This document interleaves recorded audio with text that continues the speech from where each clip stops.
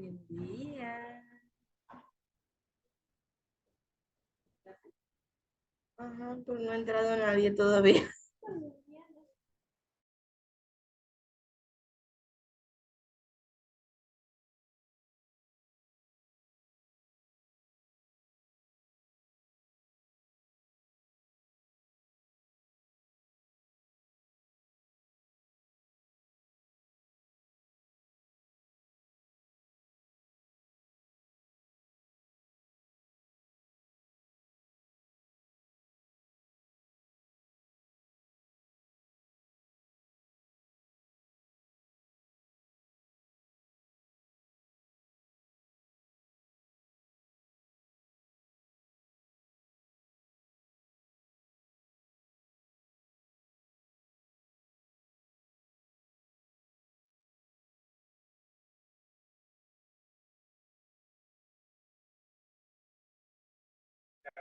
Dicen buenos días.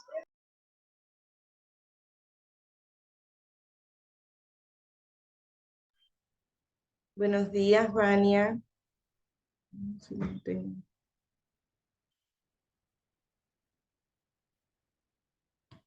Hola. Buenos días, Vania. Dicen buenos días. Buen día.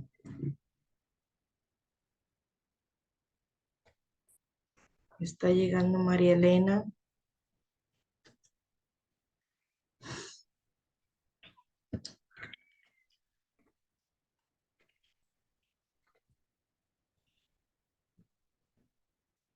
Desayuno. Ya desayuno. No, vamos a hacer así.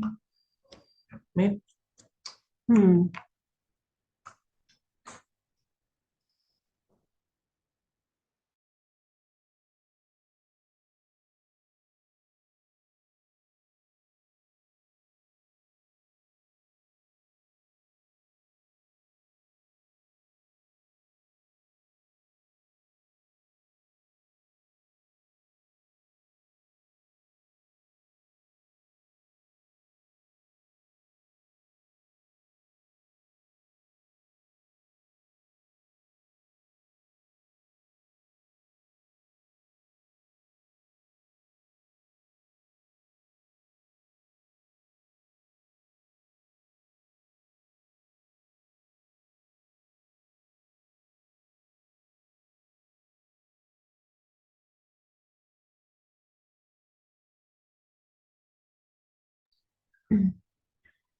María Elena.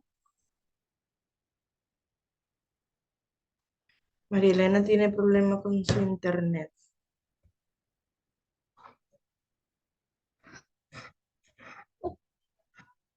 Vamos, mi amor, ¿no trabajando los pies? Vamos.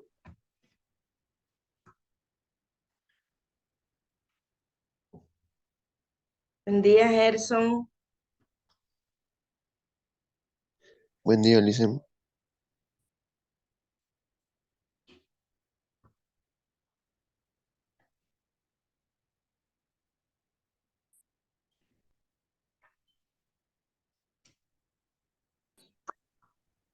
Dicen buen día. Buenos días, Rosita. ¿Cómo les trata el calor?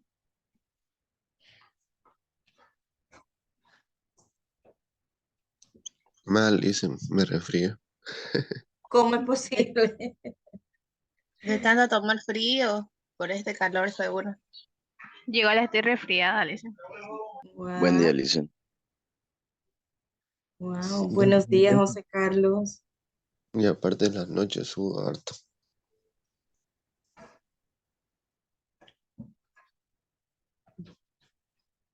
¿Quién no hace algo de calor? Terrible está este calor.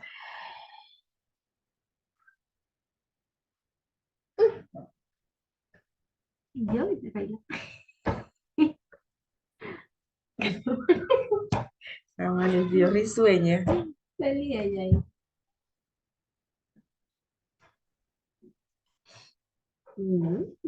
Vamos, mi vida. Vamos a hacer desayuno. Cielo.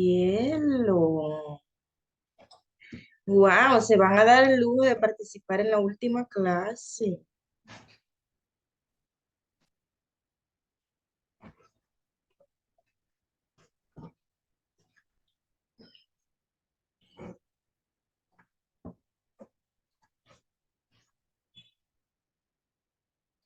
Buenos días, bienvenida, cielo.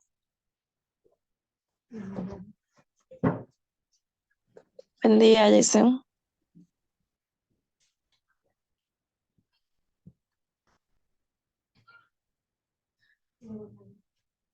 María Elena sigue con problemas en su internet porque intenta entrar y no lo logra.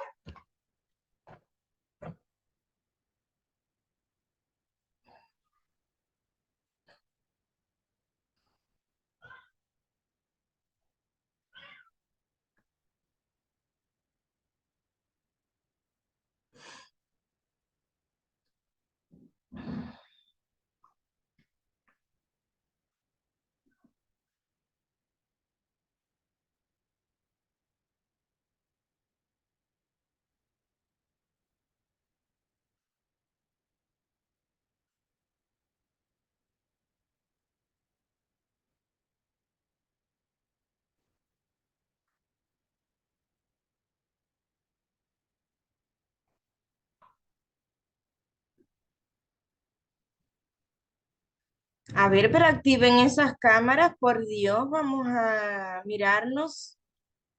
Último día de clases. Dicen, yo estoy por la calle ahorita. Y ese silencio.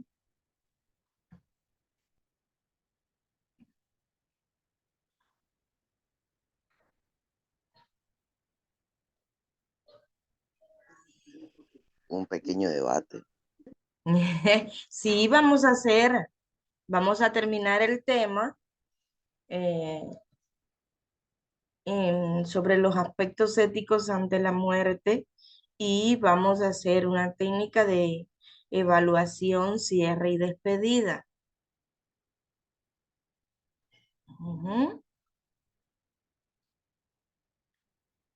Estamos esperando a ver si María Elena se incorpora.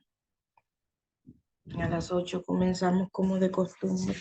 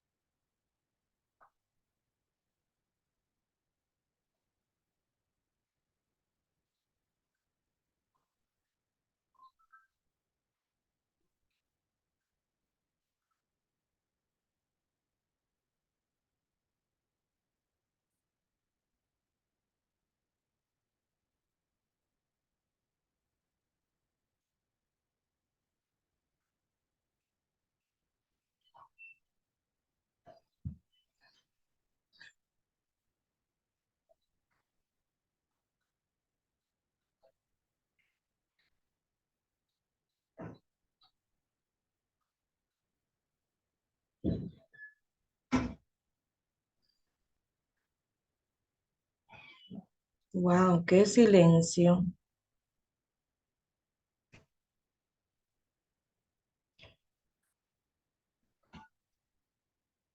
Bueno, vamos a iniciar.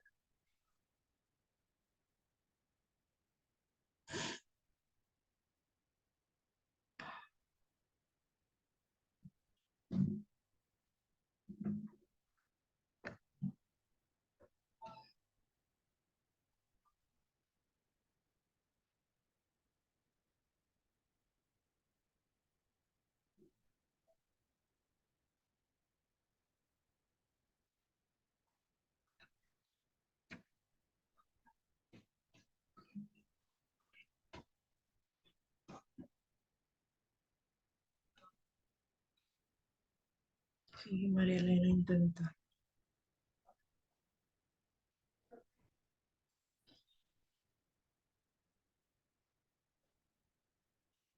Bien, se observa.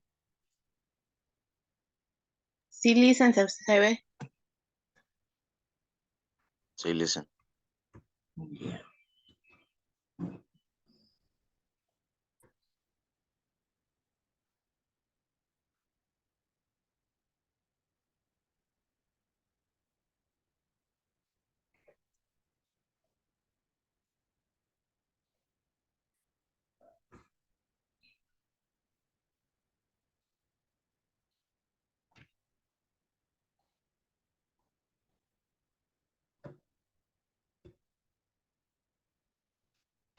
Bueno, creo que aquí fue donde nos quedamos, ¿eh?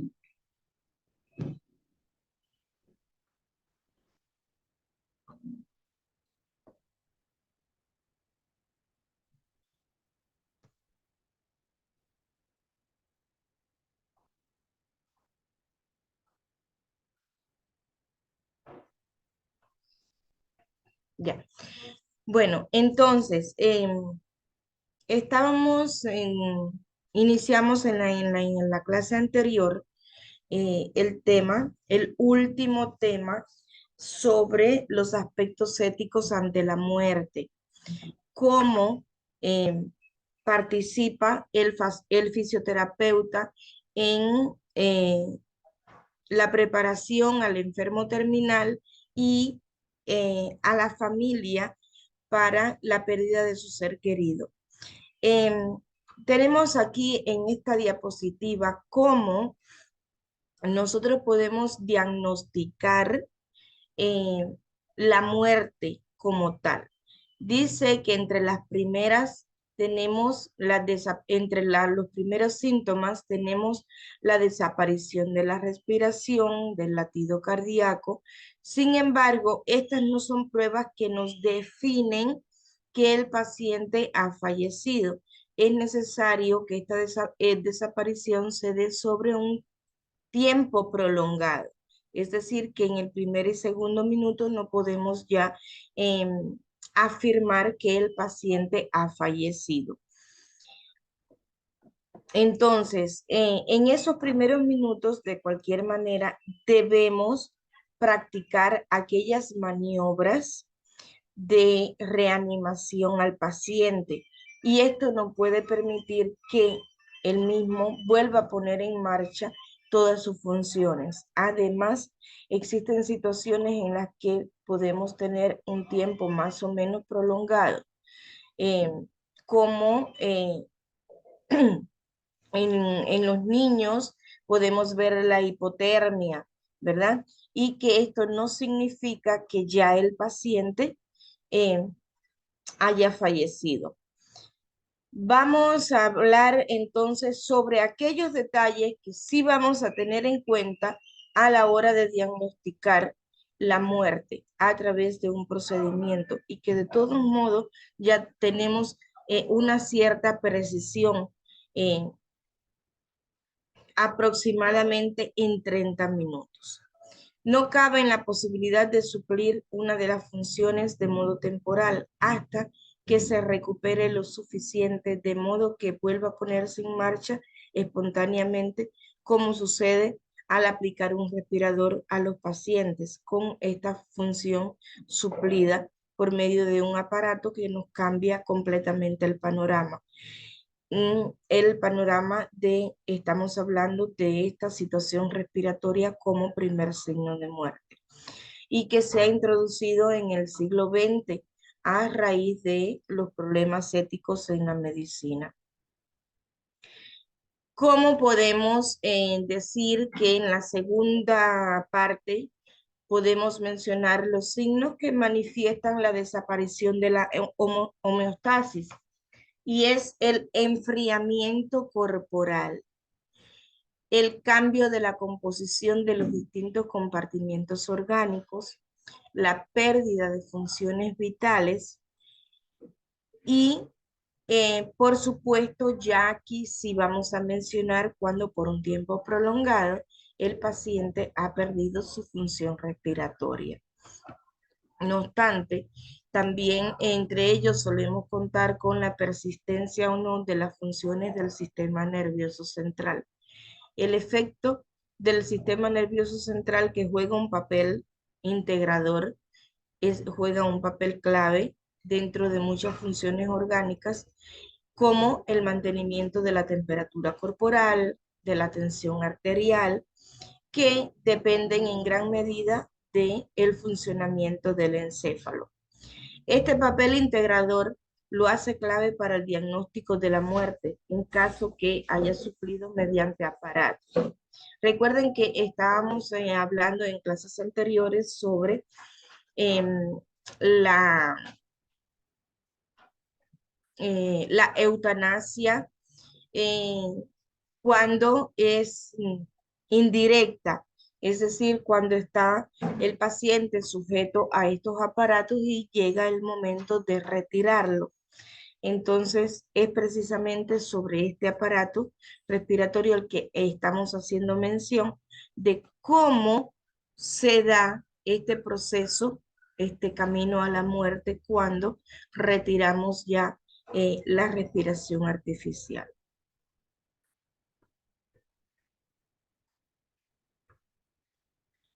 Bueno, una vez diagnosticado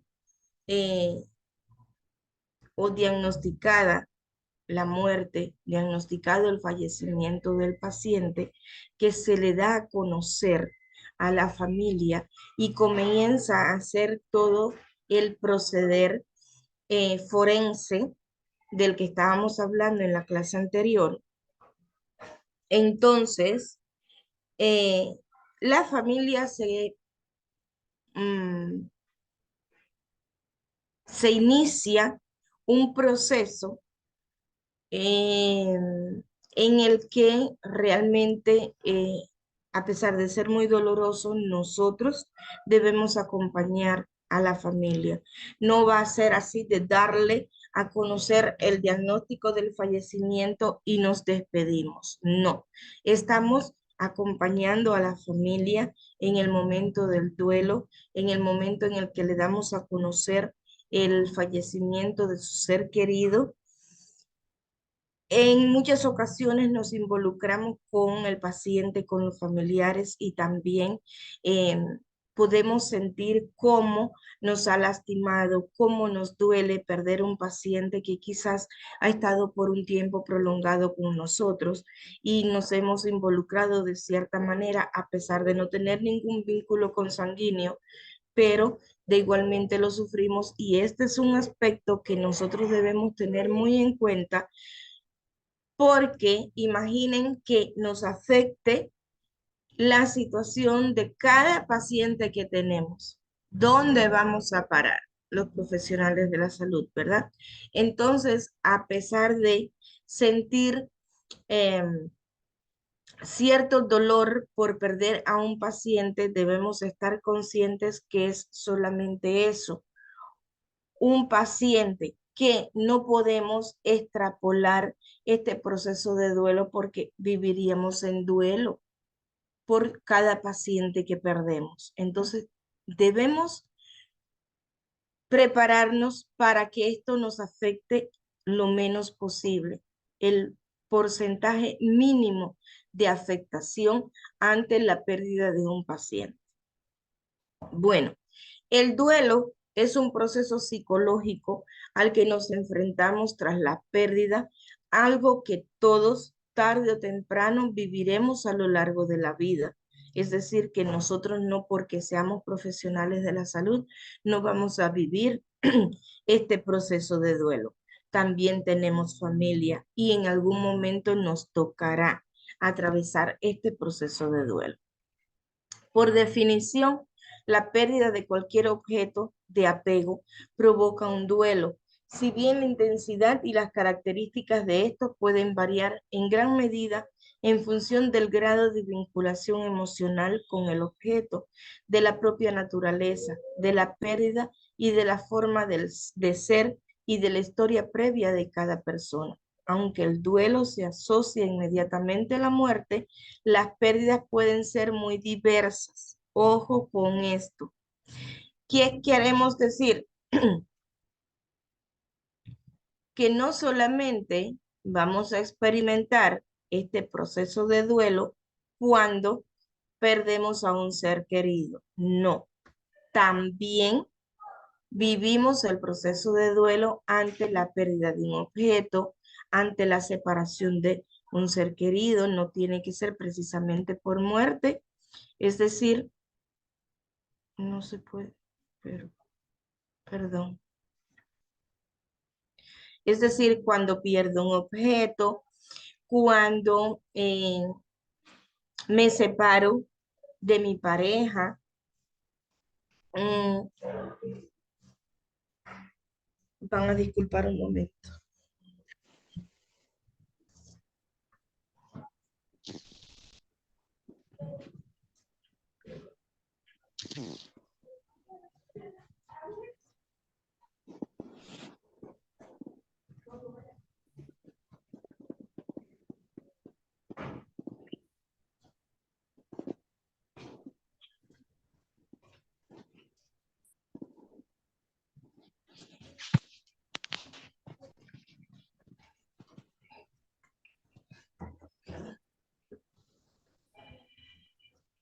Ya estoy de vuelta.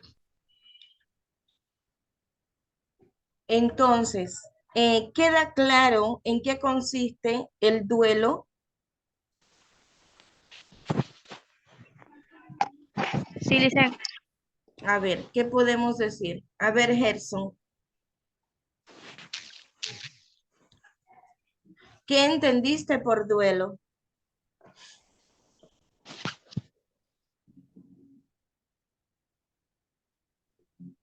Gerson, ¿estás? Sí, Lizeth, A ver, ¿qué entendiste? entendí que por duelo no es exactamente una persona fallecida, sino también puede ser un objeto, una separación, Ujú, y que muy nuestro bien, deber como profesionales es estar ahí presente para apoyarnos. muy bien.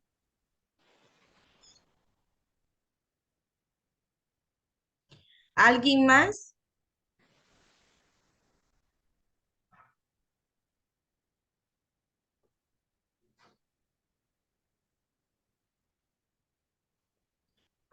Bueno, entonces ya tenemos la idea de qué sucede una vez que eh, nos encontramos ante una pérdida o ante una ruptura y que debemos dominar el concepto, ¿verdad? Es decir, que ya sabemos que vamos a mencionar, vamos a hablar al paciente, a los familiares sobre este proceso. Bueno, contamos aquí con las etapas que corresponden al duelo. La negociación del duelo con los familiares es muy importante. ¿Por qué es importante? Porque el familiar, el miembro de la familia que eh, no está preparado para la pérdida, tiene un proceso de duelo, podemos decir, en un tiempo prolongado. Sin embargo, nosotros sabemos que está establecido que un proceso de duelo no puede durar más de 6 meses. Es decir, que cuando se alarga el proceso de duelo es precisamente porque no pasa, no avanza por las etapas que corresponden hasta que la persona acepta la pérdida y puede frustrarse y pueden aparecer enfermedades psicosomáticas. Es decir, la persona puede enfermar de los nervios, pueden aparecer algunas lesiones, eh, lesiones orgánicas en la piel, eh, entonces, ¿cómo nosotros vamos a preparar al paciente para este proceso de duelo? Es importante que fluya una buena comunicación entre el profesional de la salud y los pacientes, porque no nos vamos a despedir de los familiares una vez que el paciente ha fallecido. Es decir, que el vínculo puede continuar. Si esas personas nos buscan, nosotros vamos a estar prestos a conversar, a escucharlos, a brindarle orientación, educación para la salud, de cómo superar este proceso de duelo. Bien, tenemos aquí la primera etapa del duelo y es la negación. Entonces, ¿qué es la negación? Es una reacción que se produce de forma muy habitual inmediatamente después de una pérdida. No es infrecuente que cuando experimentamos una pérdida súbita tengamos la sensación de irrealidad. ¿Cuál es la sensación de irrealidad? ¿Cuáles son las frases que solemos escuchar?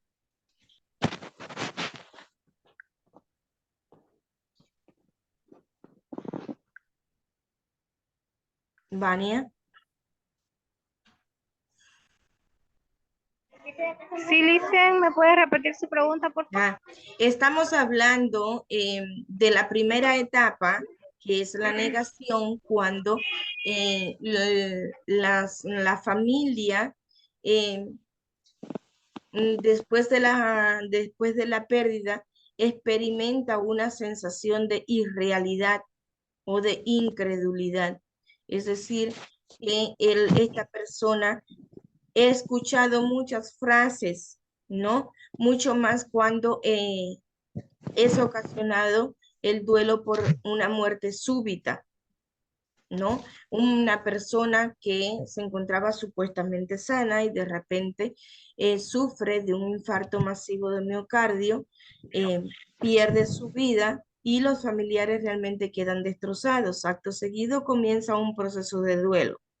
Y escuchamos muchas frases de incredulidad. ¿Has escuchado alguna?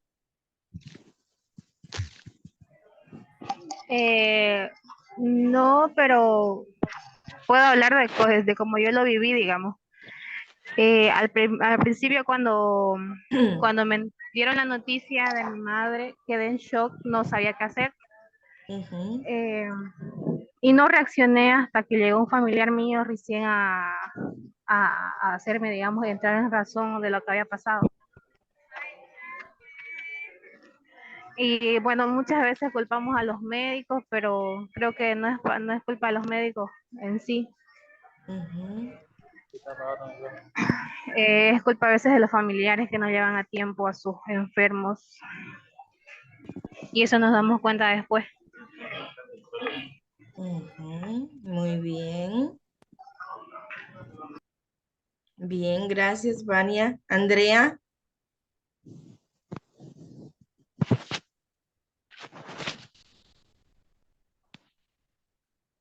Listen,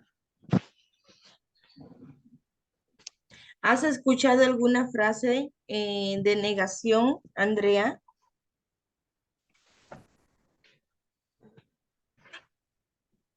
la escucho intercortada, listen. Bueno, creo que estás dormida todavía. No, no, no. Rosa.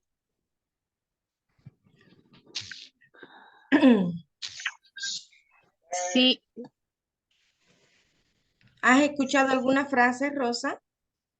sí le dicen, mayormente cuando es una muerte así súbita, las Ujú. personas ah, obviamente no lo pueden creer y quedan como en shock Ujú. y quieren como que revivir a su ser querido, pero ya es imposible, ¿no? Muy bien, es decir, sienten, ¿no? Me parece que está vivo, me parece que es mentira, ¿verdad? Esas son las frases más comunes que escuchamos en esta etapa. Todavía no lo puedo creer. Bien, bueno, una vez que se supera la etapa de negación en la que se escuchan estas frases, se pasa a la segunda etapa y es la de ira. A menudo el primer contacto con las emociones tras la negación puede ser en forma de ira. Aquí se activan los sentimientos de frustración y de impotencia que pueden acabar en atribuir la responsabilidad de una pérdida irreparable a terceras personas. tal cual lo estaba mencionando Vania, ¿verdad? Es decir, buscamos culpables. Incluso en muchas ocasiones nos autoculpamos. Es culpa mía porque no la atendí, porque no le presté atención a lo que me decía, porque no la llevé a tiempo al médico. Bueno, o culpamos a terceras personas, ¿verdad? Esta es la segunda etapa y se denomina etapa de ira. Bien, la tercera etapa corresponde a la negociación. En esta etapa se comienza a contactar un poquito más con la realidad, la pérdida al tiempo, y se empiezan a explorar qué cosas hacer para revertir la situación. Por ejemplo, cuando a alguien se le diagnostica una enfermedad terminal y comienza a explorar opciones de tratamiento, pese a haber sido informado de que ya no hay posible cura. O las personas comienzan a hacer planes, es decir, queremos hacer todo lo que es como si nos diéramos cuenta de todo lo que dejamos de hacer y ahora lo queremos realizar. Queremos alcanzar, nos trazamos meta, ¿verdad? Y ante la pérdida, bueno, entonces ya aquí comienza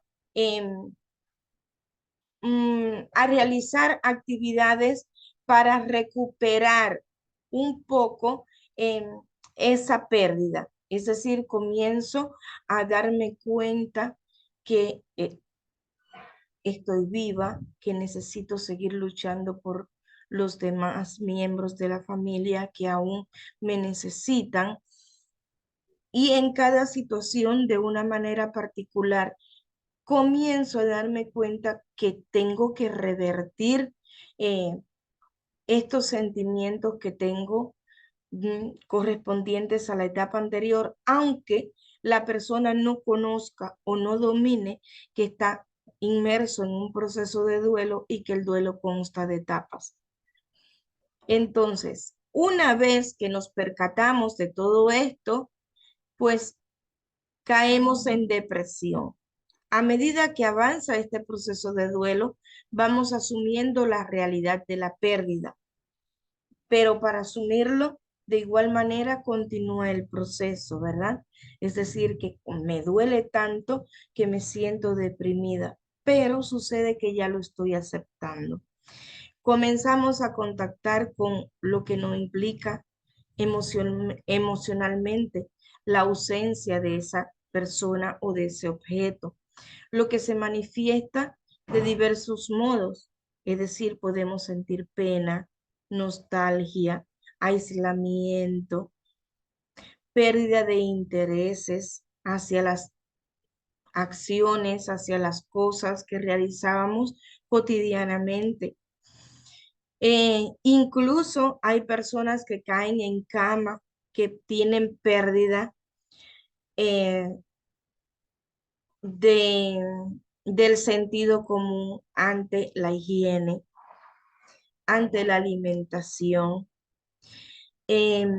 ante el entorno que les rodea. Es decir, no nos importa nada. Y es muy importante sacar al miembro de la familia de ese estado, que realmente es deprimente, ¿verdad?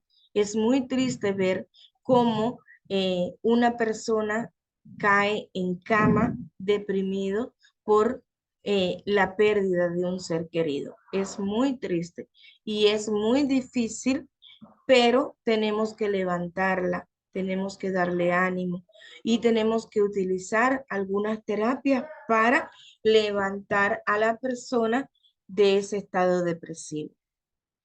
Bueno, la aceptación.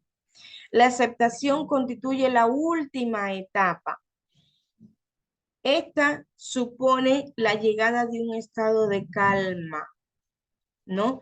Es decir, la comprensión, la aceptación de que es irreversible la situación en la que nos encontramos, la situación ante la pérdida de esa persona, de ese objeto, y nos damos cuenta que debemos incluirnos nuevamente en las relaciones sociales, incorporarnos a nuestras actividades cotidianas, sea cual sea la que se está realizando en el momento en que ocurre la pérdida. Es decir, incorporarnos al trabajo, incorporarnos a todas las tareas del hogar, entre otras. Bueno, nos estamos quedando sin tiempo. Vamos a finalizar y en 10 minutos volvemos. Bien, para terminar el tema y realizar la actividad de evaluación, cierre y despedida. Bien, en 10 minutos retornamos. Ya lo hice.